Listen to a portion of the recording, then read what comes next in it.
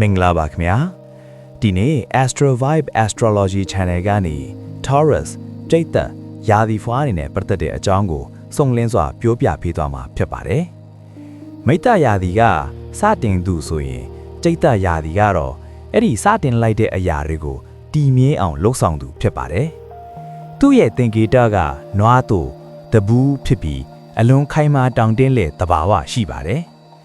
အခြေခံအချက်အလက်များအနေနဲ့ကတော့သင်္ကေတနွားသူခေါင်းနဲ့ဥကြုံဓာတ်တဘာဝမြေဓာတ် art element တည်ငြိမ်ခြင်းလက်တွေ့ဆန်ခြင်းခိုင်မာခြင်းအစိုးရရောဂျိုကတောက်ကြဂျိုအချစ်အလှပစီးစိမ်ဥစ္စာနဲ့အမှုပညာကိုအစိုးရပါတယ်အယောင်ကအစိမ်းရောင်နဲ့ပန်းရောင်ပါတဘာဝတရားနဲ့နူးညံ့မှုကိုပြပါတယ်ပင်ကိုယ်စိတ်လက္ခဏာများအနေနဲ့ကတော့ဘေးသားရာသီပွားရဲ့ဆောင်းပုတ်ကငါပိုင်ဆိုင်သည် I have ဖြစ်ပါတယ်အေးအေးဆေးတည်ငြိမ်သူ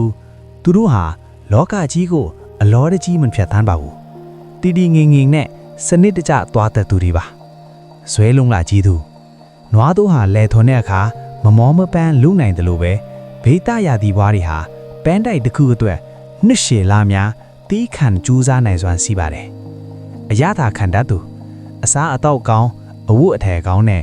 တက်တောင့်တက်တာရှိတဲ့ဘဝကိုအလုံးမြတ်နိုးပါတယ်အာယုံ၅ပါးအမြင်အကြားအနံ့အရသာအတွေ့ခံစားမှုကိုတန်ဖိုးထားသူတွေပါကောင်းကျိုးနဲ့အားသာချက်များအနေနဲ့ကတော့ယုံကြည်စိတ်ချရခြင်းမိတ်ဆွေပေါင်းတင်ဒီကြားမှာအားကိုးရဆောင်သူတွေပါဂရုတည်တဲ့တာဝန်ယူမှုအပြည့်ရှိတယ်လက်တွေ့ဆန်ခြင်းစိတ်ကူးရမနေပဲအခြေအနေမှန်ကိုကြည့်ပြီးဆုံးဖြတ်တတ်ပါတယ်ငွေကြေးစုဆောင်းရမှာလဲအလွန်တော်ပါတယ်တီးခန့်နိုင်စွမ်းဘလောက်ပဲခက်ခဲပါစေစိတ်တက်မကြပဲအဆုံးထိတောင့်ခံနိုင်တဲ့စွမ်းအားရှိပါတယ်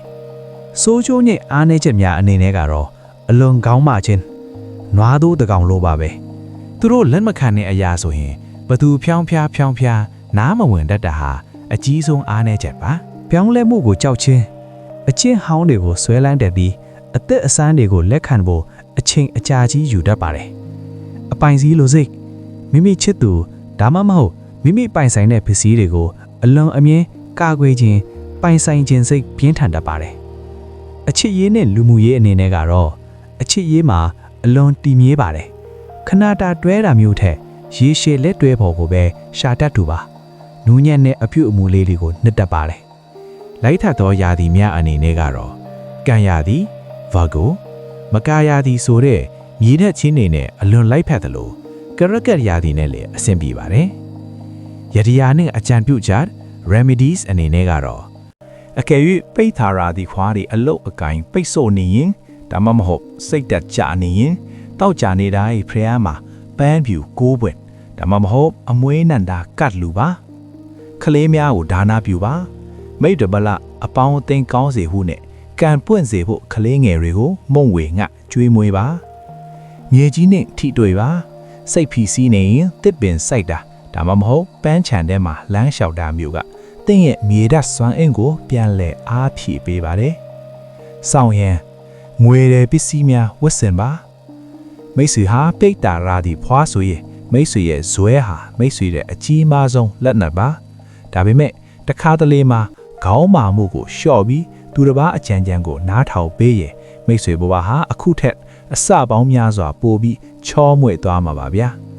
အစအရာရာအစဉ်ပြေလို့ကိုယ်စိတ်နှစ်ပါးကျမ်းမှာချမ်းသာပါစေလို့ဆန္ဒပြုလိုက်ပါတယ်နော်